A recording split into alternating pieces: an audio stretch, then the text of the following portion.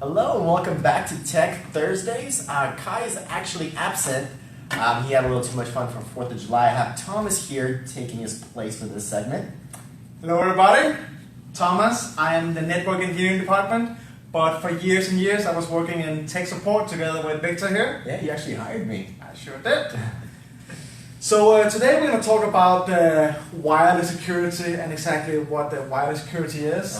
Wireless security is more than just you having a password on your wireless network. Absolutely.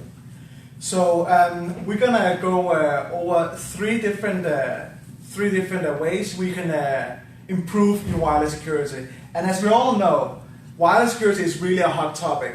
You just saw a photo go viral a few weeks ago of Mark Zuckerberg, him actually covering his webcam and microphone on his laptop. I saw that.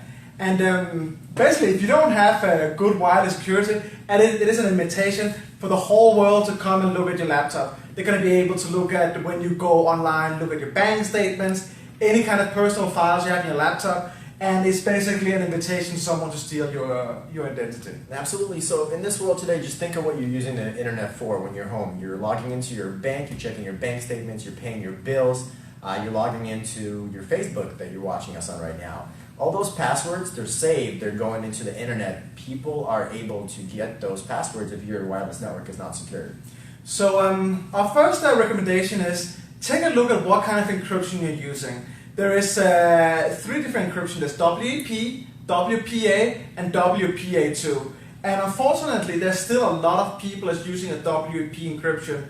A WEP encryption is normally either 10 characters or 26. Now, the thing with WEP encryption is, it takes a hacker probably under 3 minutes to break a WEP encryption. 3 minutes? 3 minutes. Wow. It doesn't take longer than that, and then he has access to all your files on your laptop. So the next step up from that is WPA, and then the newest is WPA2, which is what we recommend you using. Absolutely. So not going into the enterprise solution, WPA2 personal is definitely what you want to utilize at home. WEP is almost 12 years old. It's the oldest protocol, encryption protocol out there. You'll definitely want to be using the newest, greatest technology, greatest, newest encryption. And if you're not sure what you're using, both Macs and PCs, they have a list of networks that you've connected to in the past. And if you find that list of networks, you can see what kind of encryption you've been using. So if you're at home, you're not sure if you're using WEP, WPA, WPA2, go and find that list. Take a look at what you're using. If it does say WEP, please go and change it. Yeah, just open up your network preferences, take a look to the right of your network, it'll say what kind of encryption you're using. If you're not using encryption and you don't have a password, there's a problem. You should probably log into your router and add a password, create a password, WPA2 encryption key. Yep. So another recommendation we have for you at home is you can go in and actually hide the way your network is being displayed. So when someone comes to your home, they're going to connect to your wireless network. They see a list of all the networks around you. They connect to your network and type in the password. However, they don't necessarily need to see that network. You have the option of you logging into your router and not having your network displayed for the entire world. So basically what that means is that when someone comes over, they will have to type in both the wireless name and the password. Absolutely. So it could be annoying, but it's definitely a security feature that you might employ. You will need to know your network name, and it is case sensitive. So when you go into your iPhone or your Android phone and you're connecting to your wireless network, you can see there's an option to manually connect to your wireless network. That's where you're going to type in the name of the wireless network, case sensitive, and the password if you disable your wireless broadcast. The third recommendation we have, use secure passwords.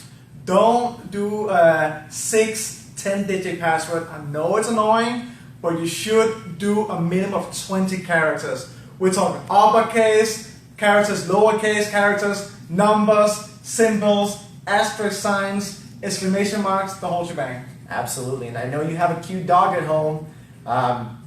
Benny, you want to name your wireless network password Benny, but you're always saying Benny.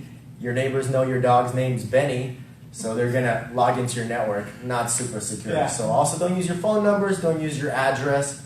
Make it secure. Yes, definitely. Never use your phone number. So that's really for the 3 recommendations we have. There is also a third wireless option on some routers.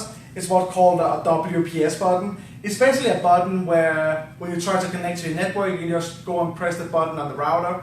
However, it is very unsecure. In the background of all of these WPS buttons, there is a simple pin encryption that can be broken with a brute force attack.